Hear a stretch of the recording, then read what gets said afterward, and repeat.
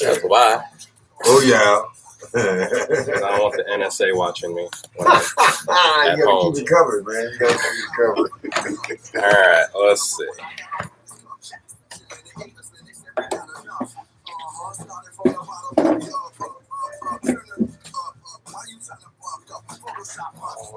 Okay. That look all right. Yeah. So if I hit the mute on here, does that kill their audio from hearing them? Or no, I forget. Yeah, don't hit the mute on there. Yeah, it'll be muted for listeners on there. Okay. So should that be enough gain, or do I need to turn it up all the way? No, that's good right there. Yeah. Okay. Yeah, that should be good.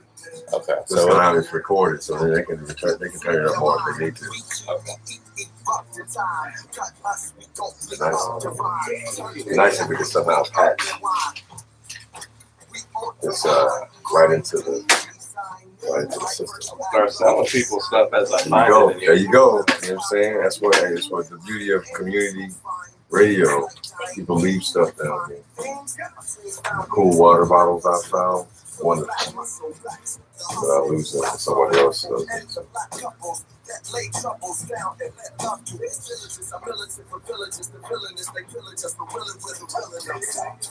Everybody hearing their headphones? No.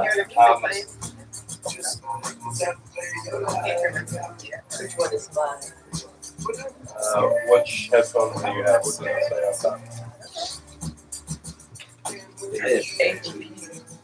Two. 11? Oh, one. Yes, you should. Because you're on guest fight.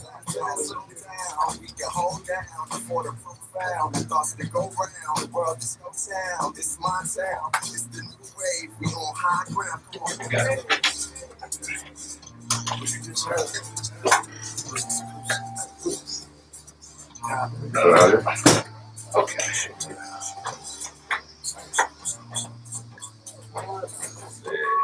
Got 3 minutes. Stand by.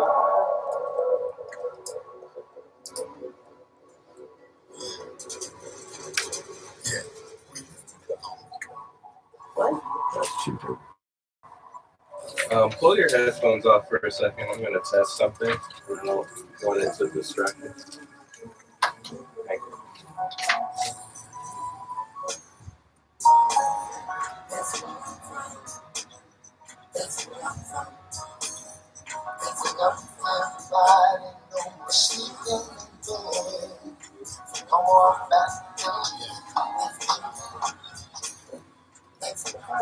Okay, we're good.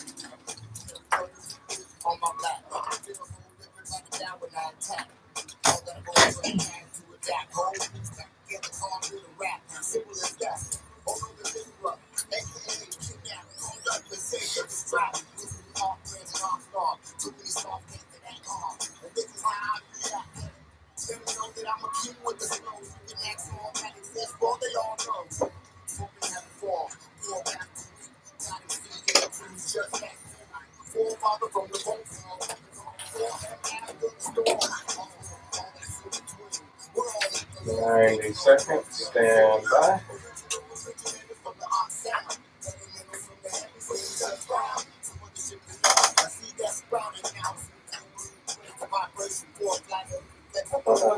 Did I just hear what I thought I heard? I was not in, so I missed it. It was kind of cool. I'm going to have to listen to that again. I thought that was a clean version. I might have to.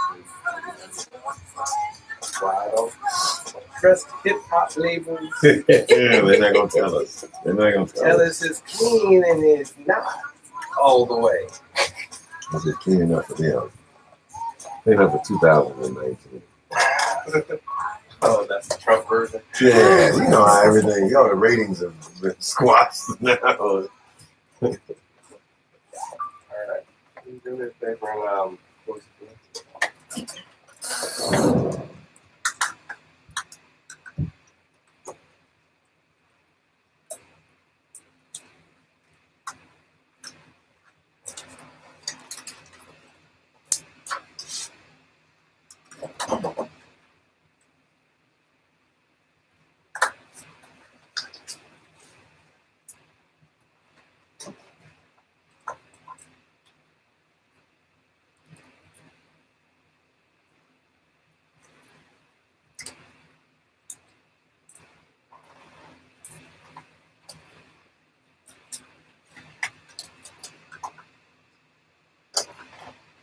Your mics are hot.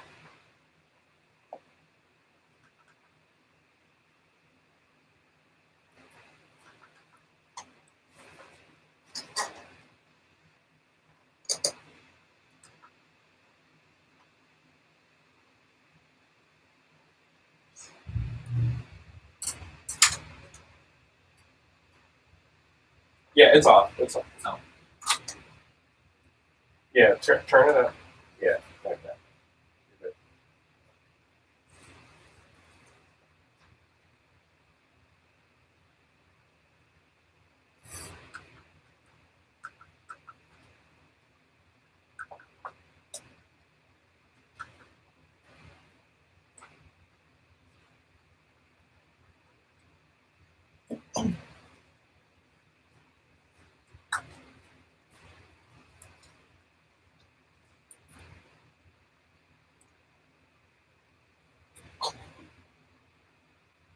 Welcome to Soulstar Live. I'm your host, Kayla Worthen, and we are here in the studio again with our representatives from the Black Nurses Association of Greater Phoenix area.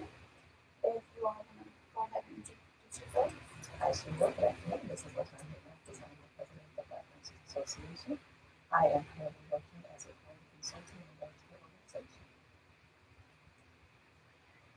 Hello, I'm Dr. Shakira Carter. I'm the Vice President of the National Black Nurses Association. I am a primary care provider for a government organization. Hello, my name is Reginald Burks, and I am the president of a nonprofit organization called Healthy Men Disguise. All right, thank you, Reginald. Reginald's our special guest today. We're going to be talking about men's health, and we're going to focus on prostate cancer. For those of you that don't know, September is Prostate Awareness Month. So we're going to go ahead and get started on our topic. I guess, what are some of the, ways that Black men in particular are affected by prostate cancer? Well, prostate cancer is one of the most common types of cancer, of non-cancer amongst men. African American men are at greater risk for diagnoses and death for prostate cancer due to advanced or aggressive disease. Prostate cancer can occur in anyone who has a prostate, so that would be men. Most often it's diagnosed in men over the age of 50. Men with a family history of prostate cancer or breast cancer tend to be at greater risk, but there may be some other reasons why African American tend to have those more advanced or aggressive disease process when it's actually diagnosed. About 1 in 6 African American men will develop prostate cancer. So maybe our special guest can expound some of why that would be. Well, I just like to say that I think it affects men a lot earlier than 50. I think that they should, all men should get a physical on a regular basis, so they can detect any kind of ailment or disease that could affect their body. Cancer just happens to be very aggressive in Black men because mainly Black men don't go to the doctor on a regular basis. I do too. But we can agree that there are some Black men that are not going, like often as they should. There's a high percentage. It's a very, very high percentage, which to me throws off a lot of the statistics and the numbers. And 1 in 6 African men. That's to me, that's a government number. I think it's higher than that. Okay. And men, Black men in general, should get checked sooner than the age of 50. Okay. So I guess that kind of answered my next question was when should men be tested for prostate cancer? So the guideline that looks like is around 50, but you're saying that maybe even sooner for African American. I am. Basically, I'm saying that African American men should take better care of their bodies and their health, and they should actually see a doctor once a year, if anything, just for a regular physical. So that's part of my organization, basically to inform all men that they should see the doctor at least once a year. If not for anything, just a physical, a regular checkup. And some of these things can be prevented. Okay. So, would a man have any trouble, I guess, asking for these tests earlier? That is something that they would have to discuss with their healthcare provider.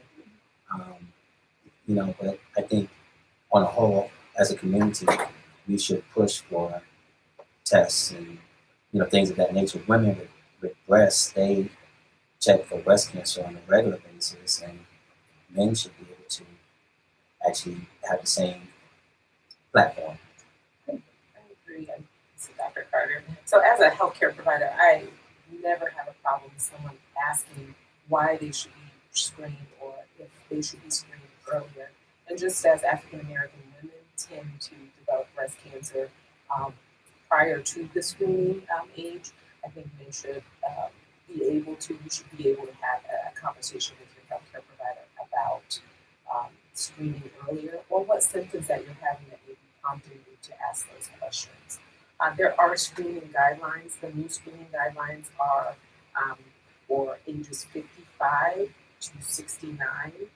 But again, that's a conversation that you would need to engage in with your primary care provider or healthcare professional. And we talk about the other shows, we talk about being an advocate for yourself. And I think it's in forums such as this where bringing awareness and having these types of conversations in our community so that people know what's available to them and then, without going into too much detail, but there's specific testing that's to be done throughout the lifespan. So I think being knowledgeable, having information like this to be able to share with the community. So, what are some of the symptoms of prostate cancer? So some of the symptoms that may be associated with it are problems such as problems with urination, difficulty with erections, there could be blood in the urine, and continued pain in the lower back and pelvis. Now they may mean that there may be an infection in the prostate or the bladder, but it can get worse if not treated. But if you're exhibiting some of those symptoms, the best thing to do is to get in touch with your medical provider. So we've kind of talked about, what some of the risk factors were, specifically for African American men, as far as not visiting the doctor often enough. What are some of the other risk factors for prostate cancer in particular? I'll answer that one. So just so everyone understands, a risk factor is anything that raises your risk of getting a disease such as cancer. It does not mean that you will get a disease if you fall into these categories. But risk factors are age. So prostate cancer is rare in men younger than 40. Rare, but doesn't mean it can't happen. About 6 in 10 cases of prostate cancer are found in men that are older than 65. So generally, over the age of 65 is when it's found. Race and ethnicity plays a part into it. We talked about being African American or Caribbean American. Prostate cancer occurs less often in Asian American, Hispanic, Latino men than in non-Hispanic whites.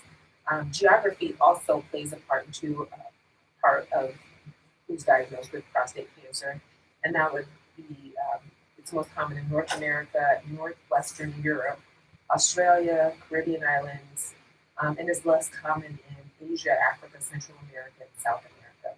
Now, these reasons aren't clear, but most of the intensive screening goes on in the countries where it's most often or most commonly found.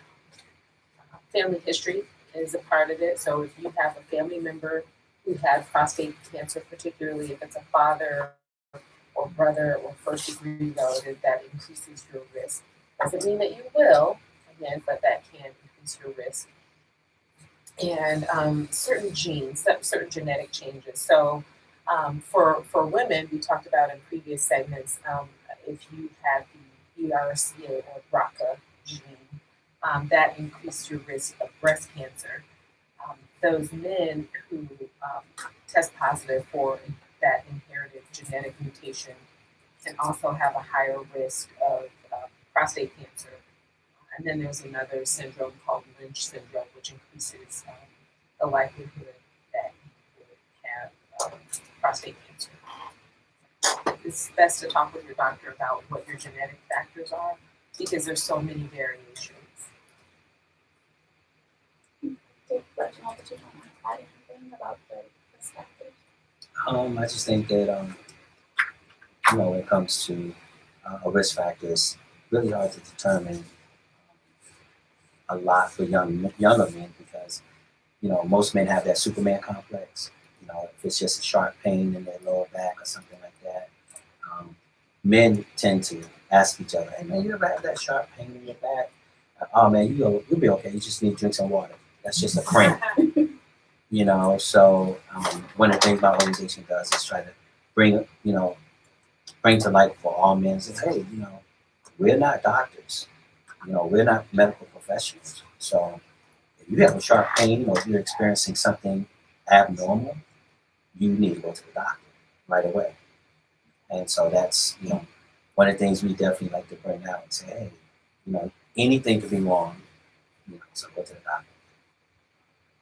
So the key then is just having a good relationship with your primary health care professional so that you can kind of discuss all of these risk factors and what they, how they impact your chances of developing this and kind of screenings and things like that. That's right.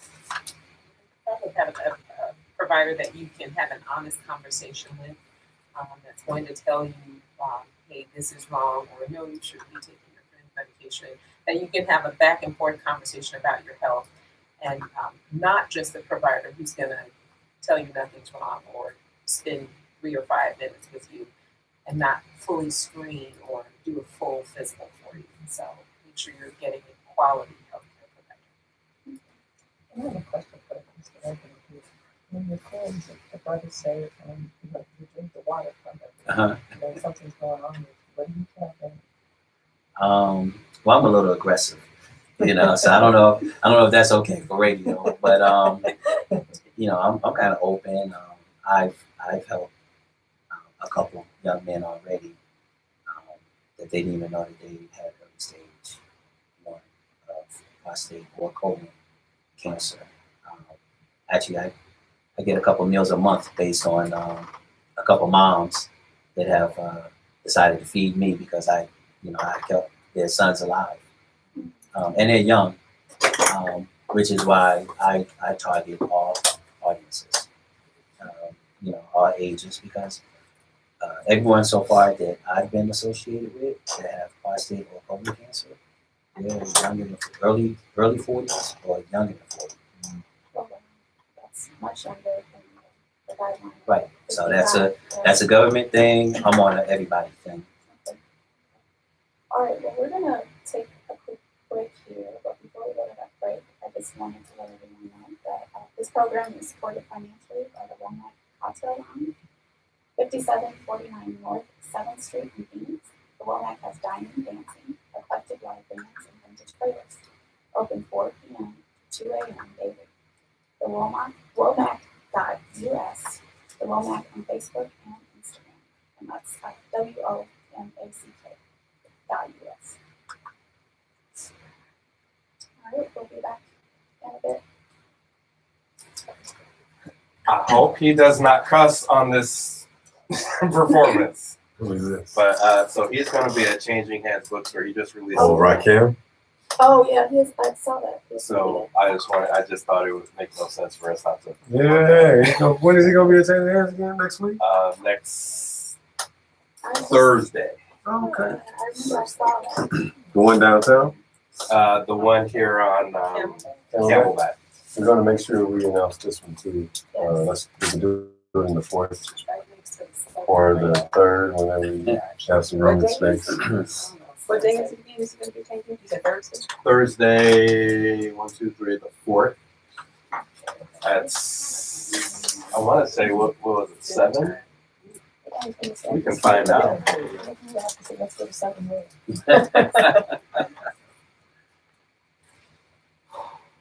tried not to eat it. Fried chicken. You tried Was that good? What are you talking about? The Southern Rail, it's right next to Changing Hands. Oh, that's the restaurant there. Oh yes.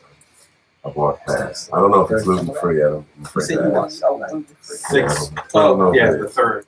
So, Okay. what is that? Yeah, this week. This week, Thursday. Yeah. This Like week. right inside on rest.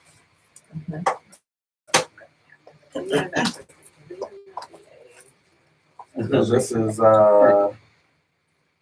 King's Paradise bootleg from the Tiny Thanksgiving There you go. Love it. I don't say that though. Oh, yeah, I mean, you can just say it's a Tiny Desk performance from NPR. Okay. King's They know Paradise damn is well. good? No, well, actually, you'd be surprised. They probably all listen to hip hop in there. Oh, yeah. All right, That's what you I'm ready? saying, right? Rock.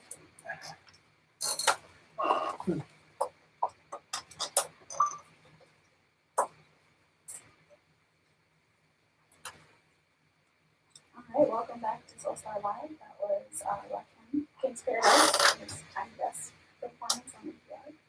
Yeah, I don't know Tiny Desk. So we're back, and Rakim actually is going to be in the Valley this week, changing hands, the Camelback location. So if you have time on, let's see, that's Thursday, October 3rd at 6:30. So if you might want to check that out. But we're going to get back to our conversation on men's health and prostate health awareness in honor of September being Prostate Month. So we're back in the studio with our representatives from the Black Nurses Association, Dr. Carter and Reginald Burks from the Healthy Men Disguised organization. All right, so we talked a little bit about risk factors, we talked about testing. So let's talk about, I guess, detection, like what happens after you have those tests.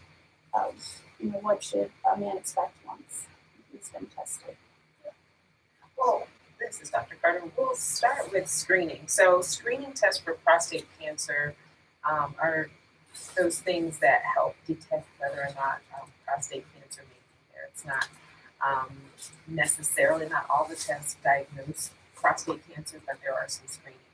And as we said this before, they start at age 55 through 69, testing for the PSA, which is one of the screening tests. The other test is a DRE, digital rectal exam. There's special imaging that helps to detect prostate cancer. And then there's, of course, the prostate biopsy, which is the definitive test to tell whether or not the cells biopsied or sampled are actually prostate cancer. So the PSA, or prostate-specific antigen blood test, it's a protein that's made by cells in the prostate, and it's mostly found in semen, but some of it can also be found in blood. The normal range is 0 to 4, okay? But if that number is elevated, there's no set cutoff point to tell for sure when a man does or doesn't have prostate cancer with an elevated PSA, but the range is from 0 to 4. So typically, when prostate cancer develops, the PSA goes above 4. But there can be instances where it may be below 4. So again, that's where you have that conversation with your healthcare provider. About 15% of men with a PSA below 4 may have prostate cancer. So that's why it's important to talk about some of those symptoms that you may have with your healthcare provider. Men with a PSA level between 4 and 10 have about a 1 in 4 chance of having prostate cancer. So again, just because that level is elevated, it doesn't mean that you have prostate cancer.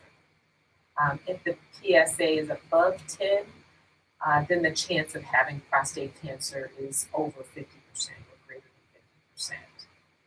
So again, conversations to have with your primary care provider about what might be going on or what symptoms you may be having. Okay, so it sounds like there can be fluctuations in PSA even if there isn't cancer present. So what are some of the things that may cause that number to be elevated? I think I mentioned that one. So when you talk about those situations in which a PSA can be elevated, they could have an enlarged prostate. And so there's a condition known as benign prostatic hyperplasia, which is short-term BPH. It's pretty much a non-cancerous enlargement of the prostate, and it affects men as they grow older, and it can raise their PSA level. And again, as age is another factor. So PSA levels normally go up slowly as you get older, even if you have no prostate abnormality. Prostatitis, which is an infection or inflammation of the prostate gland, which can also raise the PHS levels. It's known as ejaculation, and this can make your PHS level go for a short time. And basically, if this is a situation that someone is dealing with, the doctor may suggest in this situation to abstain from this ejaculation level. For some of our athletes riding a bicycle, studies have suggested that cycling may raise the PSA level for short periods of time because the seat puts the pressure in that area. And then, I'm sorry. I said that's interesting. Footnote, huh? Yeah. Certain neurological procedures, like if you're going to the doctor, some procedures done in the doctor's office that can cause your levels to go up as well for a short period of time. So the one that Dr. Carter mentioned earlier, one of the screening tests is for the digital rectal exam. So doing that exam can cause those levels to rise as well. Certain medications that you take hormones like for testosterone sometimes, those can have an effect on the PSA levels. I'd like to add regarding the screenings. Mm-hmm. Excuse me. So when it comes to men, they don't want to get screened. I mean, that's the biggest thing regarding, cancer, not going to the doctor. It's mostly invasive. So it involves being touched, probed, and the average Black man is not going to be touched in a certain way.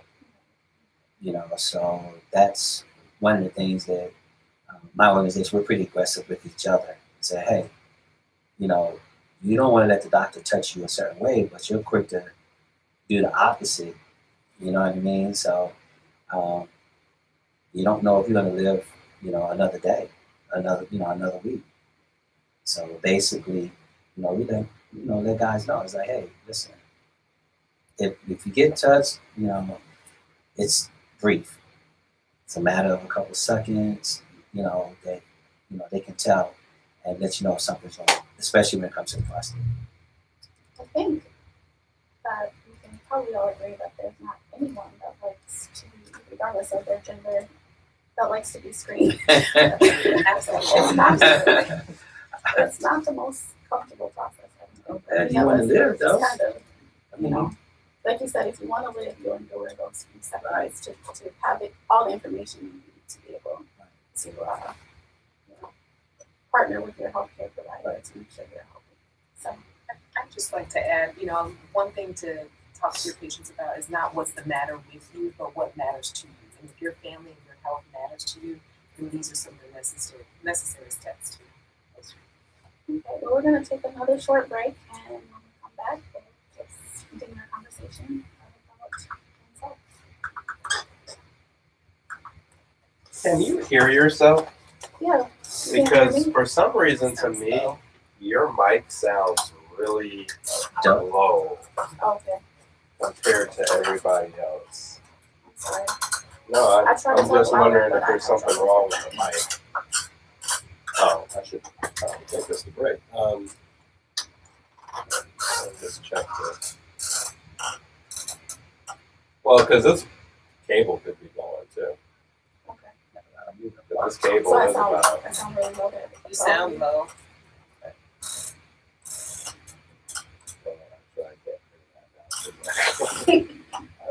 No, I can't actually do that. This one doesn't have to be like the other one does.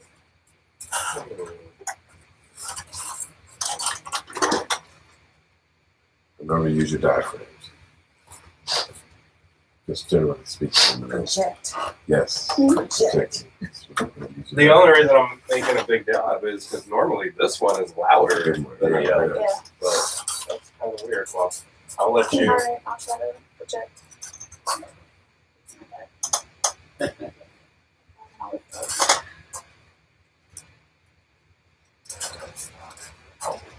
Real quick, I would like to discuss more about what you were talking about with all of the things that inhibited us from actually going until like that was really good information to hear. That it's just a quick situation. It's not, and then I also appreciated the the women get probed before men early on. Probably, I got to take it. Y'all got to take it real no matter quick. What, women go to the doctor once a year. Women got to do it. Yeah, women No get matter probed. what. They get probed a lot earlier. So, Right. I just, we is a little, I'm saying we hesitant on that. They're used to it. They're like, Yeah, man, I gotta go to yeah. So you can once do a it. year. And maybe we can figure out how you all process that and share some of those tips with us. Just beyond the like, yeah, you want to live, but So some women are going to the doctor less. oh That's wow, are okay, recommended every year. It's Okay. every 3 to 5. yeah. So sometimes they skip that breast And then cancer what's the screening? Yeah. How often should we screen once depends we on start? symptoms. Yeah, that's what I History, want family to mix history. it up, like how often. And all So that you want good to stuff. circle back to that? Yeah, I just want to make sure we mention, That's good. a little bit, just to encourage some more that I thought that was really good. So, but It's also- talk about how often that we should get screening. If somebody's starting earlier, if they're starting at 39, 40, should it be every other year, whatever. So, It's also about how you share the experience. You know what I mean? It's like when you share The experience negativity. as a horrible experience, ooh, that's gonna see, that's take what I'm control talking as about. That's the well. part we got to get on there for the people. right? So Yeah, I didn't hear what you said. Oh, so it's how you share the experience. Right. Like as women in childbirth, I'm careful not to tell people that you labor for Oh, 26, yeah, so 30 his hours. name is Kano. His name is Kano. He's London-based that's rapper. I good. mean, the PSA is every year during those years, but you And only it's need the called digital rectal Pan Fried. exam if you're experiencing symptoms. And that's the thing. So Yeah, It's not say that. every year. education. Say that. Your experiences and digital record exam sounds really. Is the thing- I'm letting you know about It's a fear. What? It's Dre. We're just gonna call it a Dre. I'm gonna get your There you go. There you go. Get your Dre. Drop that knowledge on Because they us. think, most men think still it's the finger touching prostate. So I think we've It evolved. is. Let me bring you back. Yeah. Let's talk about it on there. Let's get stuff. Okay, stand by. All right, welcome back to Soulstar Live. We were just listening to Kano, he's an artist from across the pond. That was Pan Fried. But while we were on break, we actually kind of continued our conversation. So we're going to kind of circle back to some of the topics that we had already covered. We felt like we need to give that some more attention. We were kind of discussing kind of the reluctance that sometimes men may have to get screened because of what the screening may entail. So we just wanted to kind of talk about more, I guess, ways to alleviate that tension of going into that and kind of, putting it in a different perspective. So I can understand that the screens and things that are being done. So the one probably that stands out is that, as Dr. Carter named it as we were in our session here, she called it a tray, digital rectal exam. So, that's only done if you're having symptoms, right? But there's other tests like your PSA level, which is a blood test that the doctor can do. But the main thing is to, if you're having symptoms, to let the provider know. But what we talked about is that it depends on how that information is being shared. I think, I'm going to let Reginald speak from the man's point of view, but when you're sharing information about going for testing, if you send out that negative, if you will, this was a horrible experience and this happened, that happened, you're going to be more reluctant to want to have that done. So perhaps trying to share more of the benefits of why you had it done as opposed to, I had a horrible experience. Well, the organization, we're trying our best to create as many champions and winners as possible. Those that have gone and detected something and said, hey, you know what? This saved my life. And it was only a matter of a couple minutes for this, a couple minutes for that, and a little medication for a little while. And, I'm healthy, and I'm pretty good. So they with preventive, and that comes under preventive. So they were able to say, hey, you know what? At the end of the day, I saved my life. I'm able to be here for my family, and everything's good, at least for that situation. Because the fear that men carry as far as going to the doctor and getting that news, or just going to the doctor, period, because no one wants to be violated in a sense. Whereas young ladies, at an early age, they're told that they have to go to the doctor every so often. And so young women are used to it, so to speak. And men, they're like real macho. They got that Superman complex. Ain't nobody touching me. No one's gonna touch me. And we have to change that. We have to change that concept.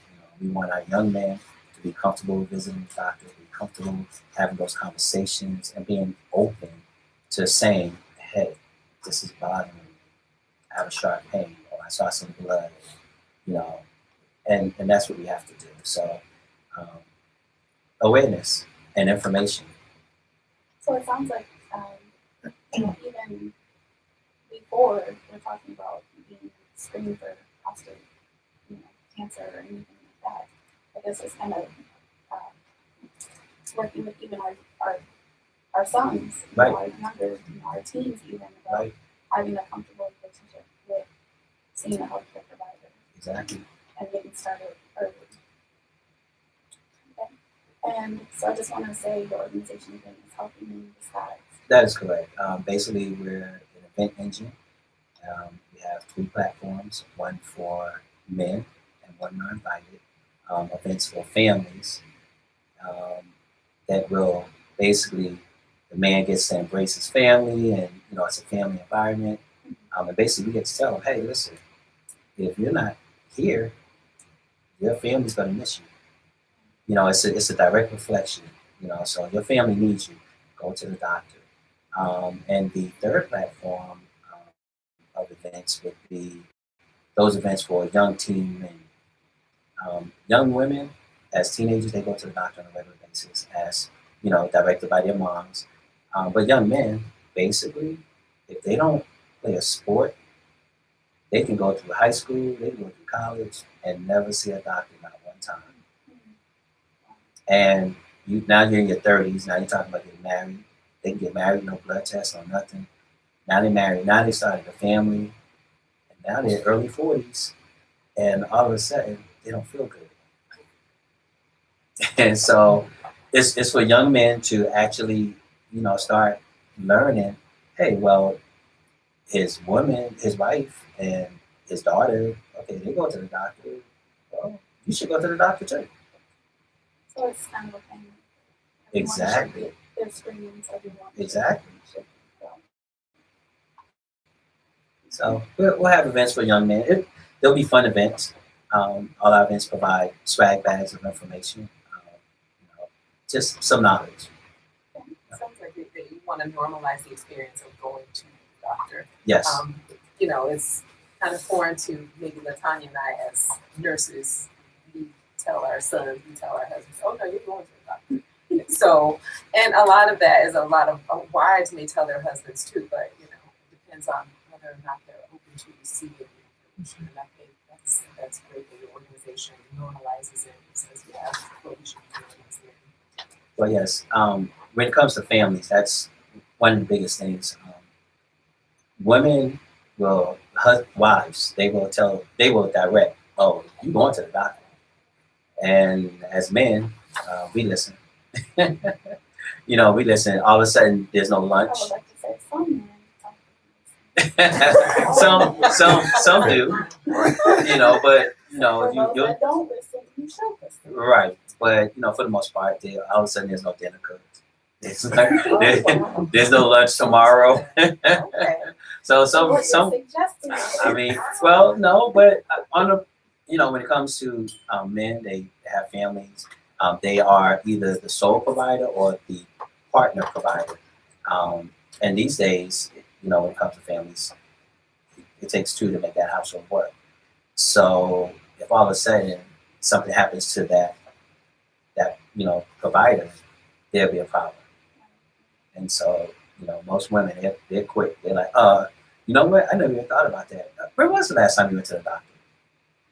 And he'll scratch his head and say something crazy, and he'll get bopped upside the head. And she'll make the appointment. And she'll take them. Oh, I'll pick you up for work.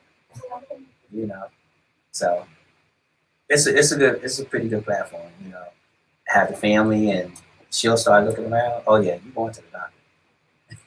All right. So and then the organization is helping them with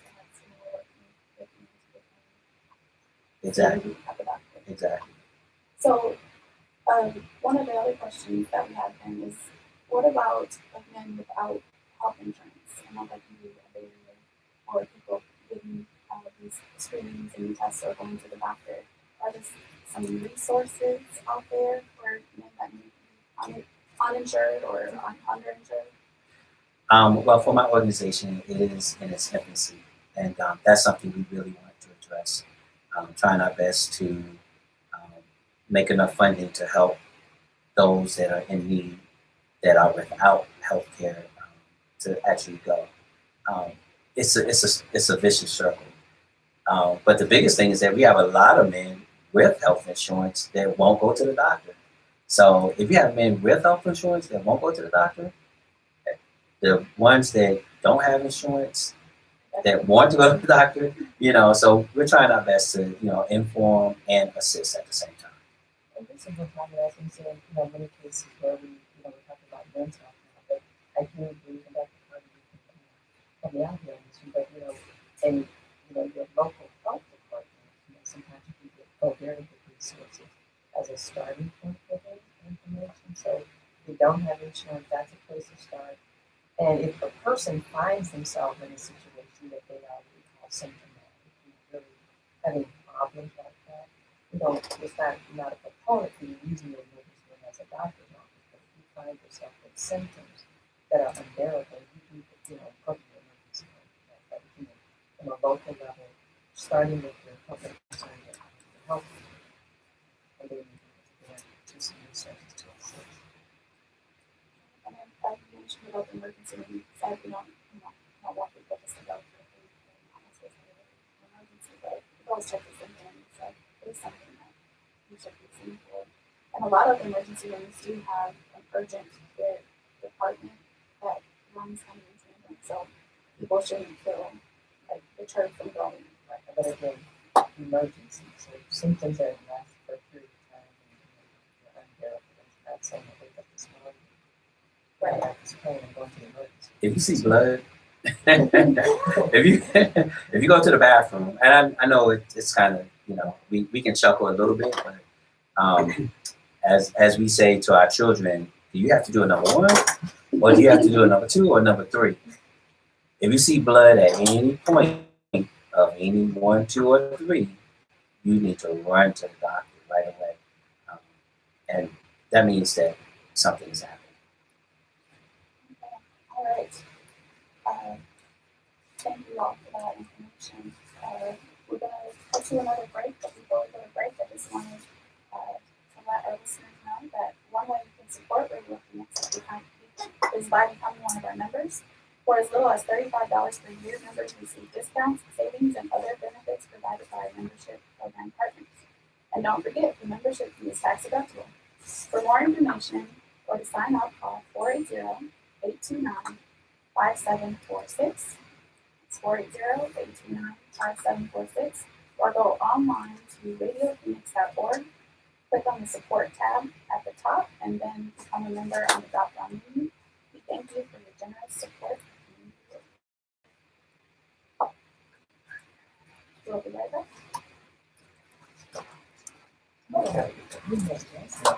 So this is San Closet. She's from Right. So maybe we can start here. Zambia. Yes. So let's make sure we remember the events, and if you have any events coming up for your men's program, so I'm probably gonna have to stop by at some point. Okay. What's Be the held name of the song? accountable, I'm sure. What's the name of the song? OMG.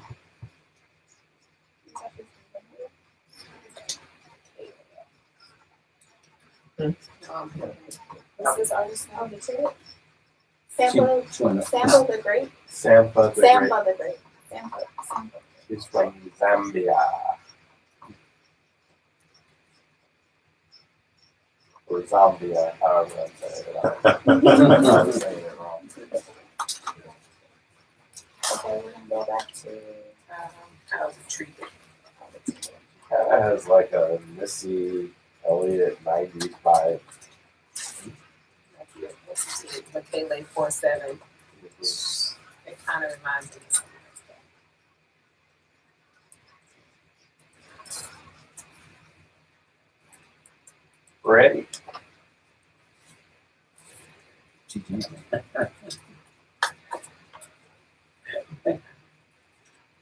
in the second to the group to remind me. You ready? I told you she was rude.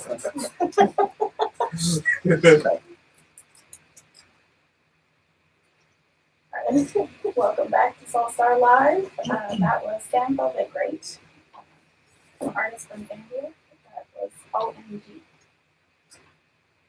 So we're going off a little bit.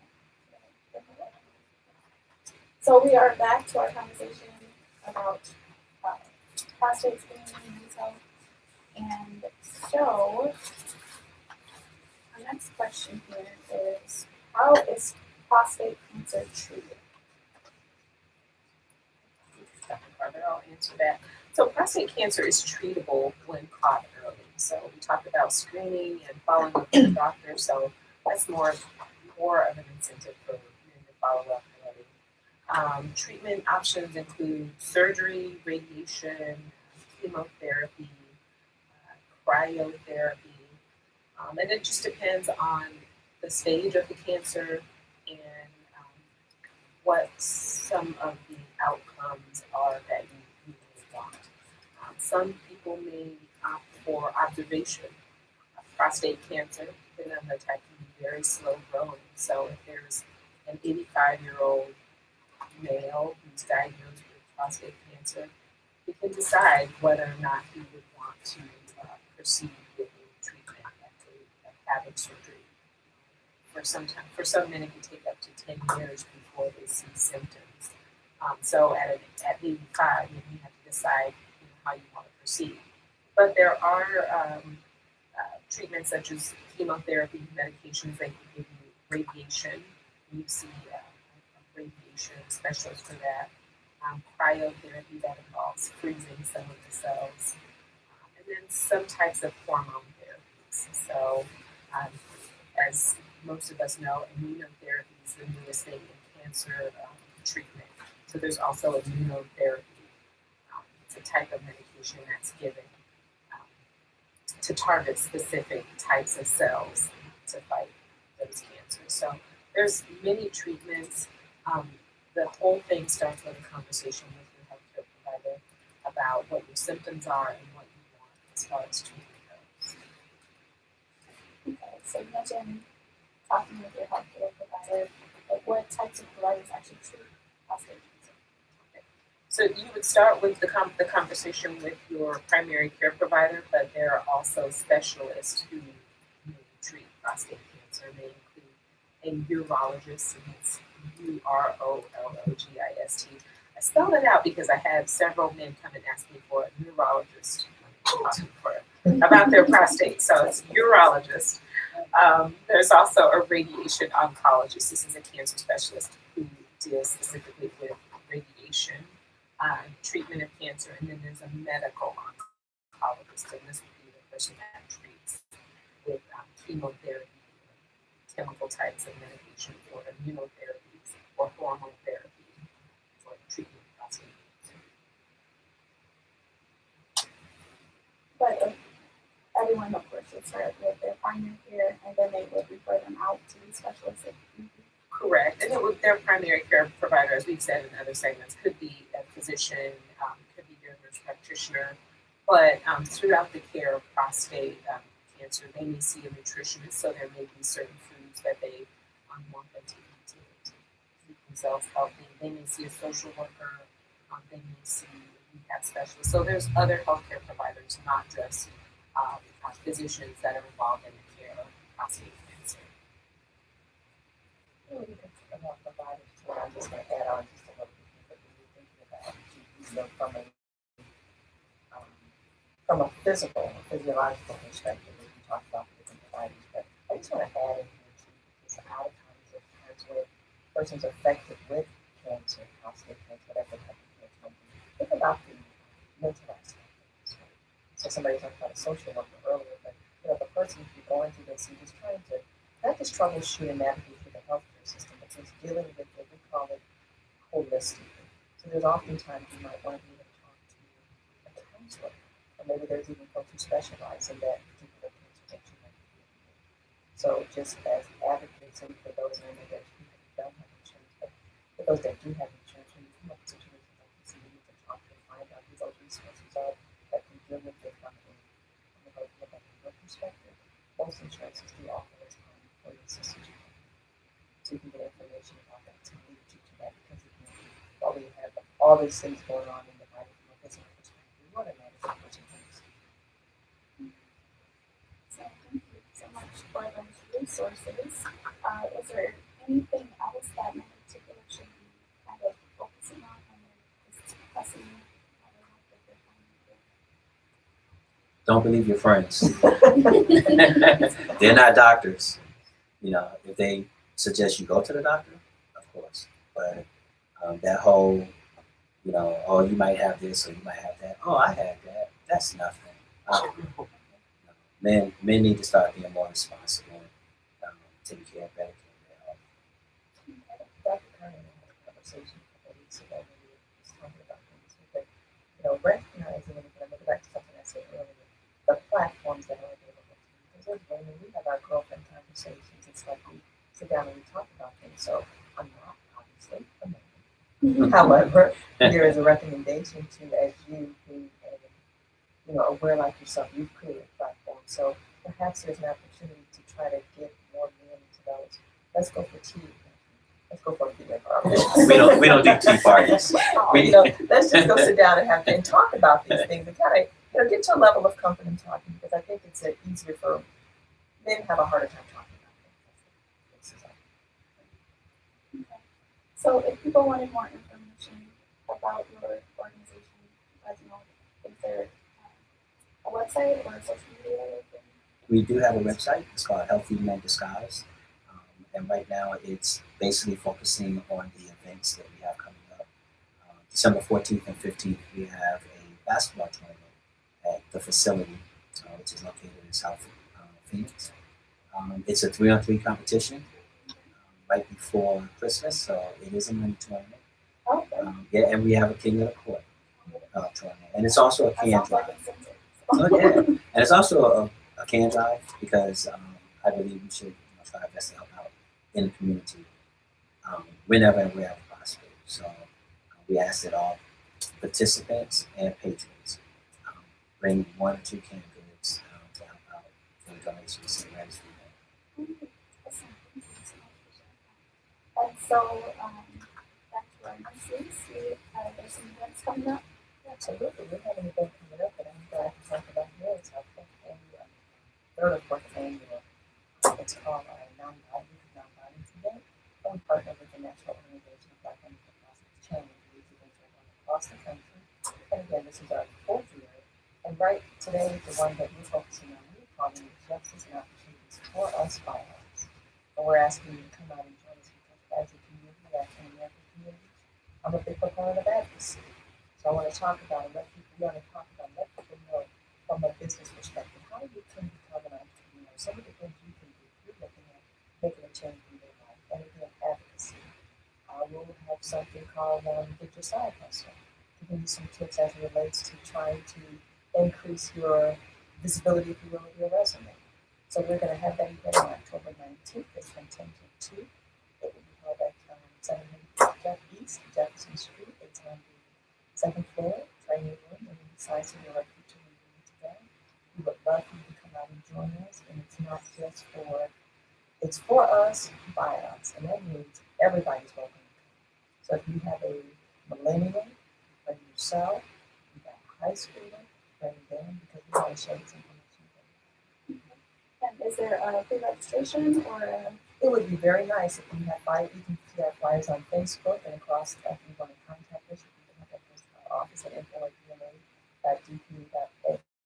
Info@dna.org.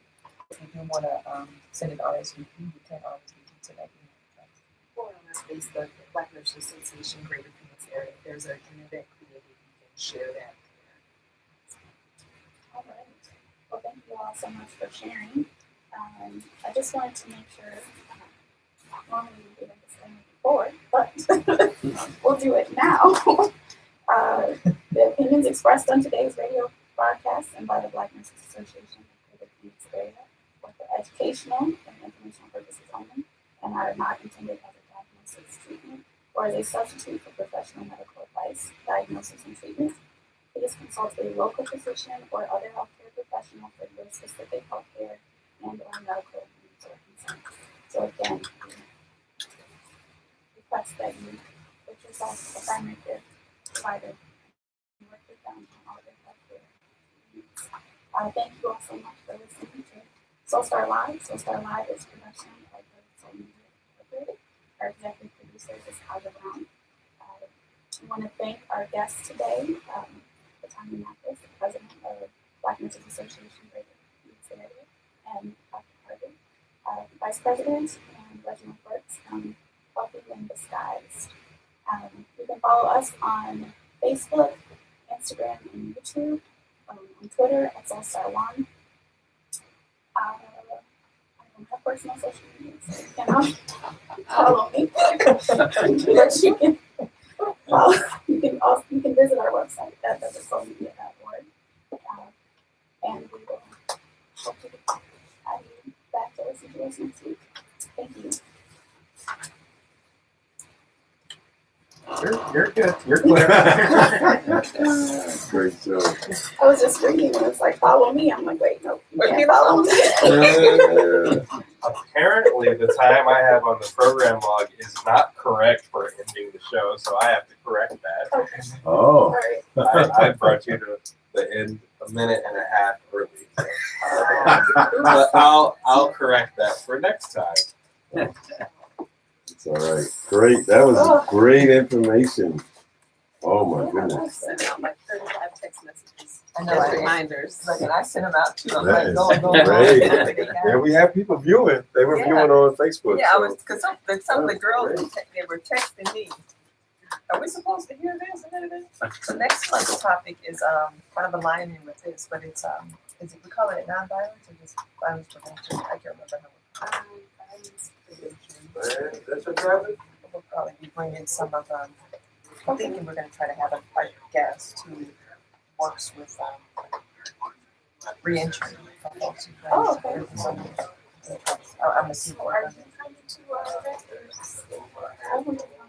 because remember we were thinking about having that breakout session for men, talking about men, one, the health issues, and the other one we were talking about was men in relationships, the proper way to respond in relationships. So, and he's like, ooh. Yeah, we're going below the belt. Right. Oh, we're going to. That's not a good choice. I ain't no expert now. No, well, I mean, there was another.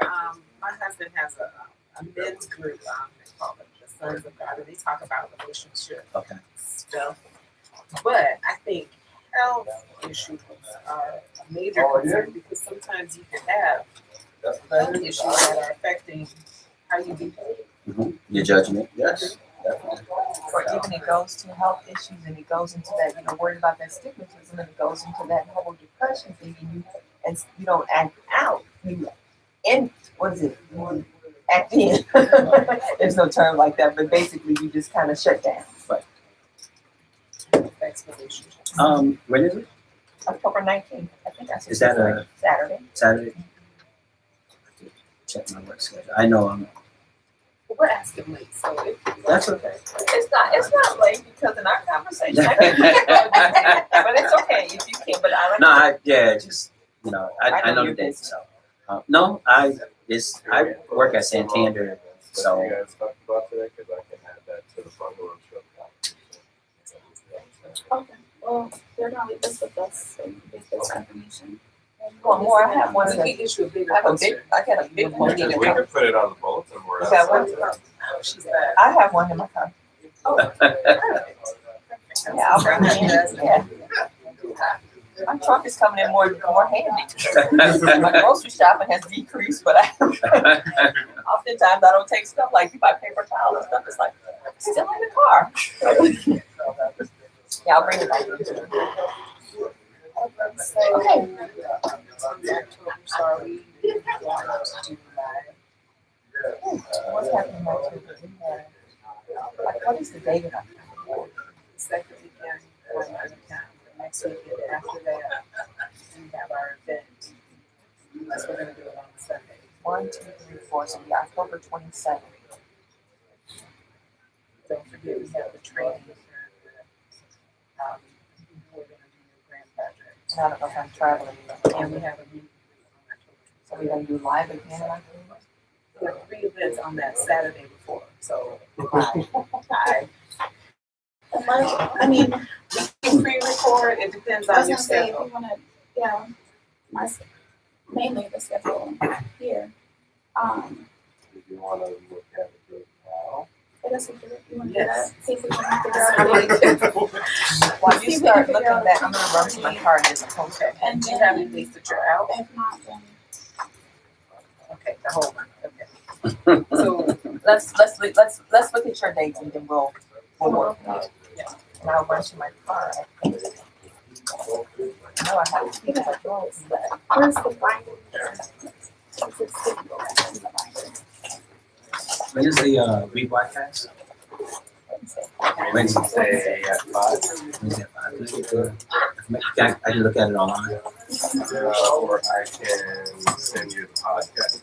Can can you send me the podcast? I would appreciate that. Yeah, because I have to get all the other ones updated too. Oh. So that gives me reason. I'll text you. oh, you need me to hold the door for you. That's right. That's right. I forgot. It I'm glad locks. I thought about Or you that. could ask Calvin to hold the door for you. But if you just wanted to listen, it would be radiophoenix.org. If you're on a computer or if you're on a phone, you can just download the TuneIn app Okay. and just search for Radio Phoenix and look for our logo. That's a whole lot to remember. I need to write that down. We're working on our own app, so pretty soon it'll be easier. So, there were 2 pages. I gave Calvin say that? I gave him one to put back. I thought he did, but it's not in there. Hey, Calvin, you got the other page of the underwriting? Here's the- I'll leave this with you because it's information if you're gonna send them. But I guess it's email. I need someone. Can you write something? Can you write it down for me? Oh, That's how to listen. That's not. no. No. Or if you can, do you have a card with your email? I can just send it to you. Yeah. I don't have any more cards because Okay, everyone well, been then taking take them all. my card, Take which one's yours? the one that says Kaja, I got you. There it is. Got it. and just send me an email, and then I will respond to it. Email you my information. Mhm. Okay. And then I'll respond to you. But just remind me what I'm supposed to send you. Okay. I say all the info to view in here. But I will definitely. Well, if you wanted to view, let me stop the video. I should do that before I say something. What, stop the video? Yeah, okay, so Calvin, I can stop the Facebook video. And we're gonna end YouTube. So yeah.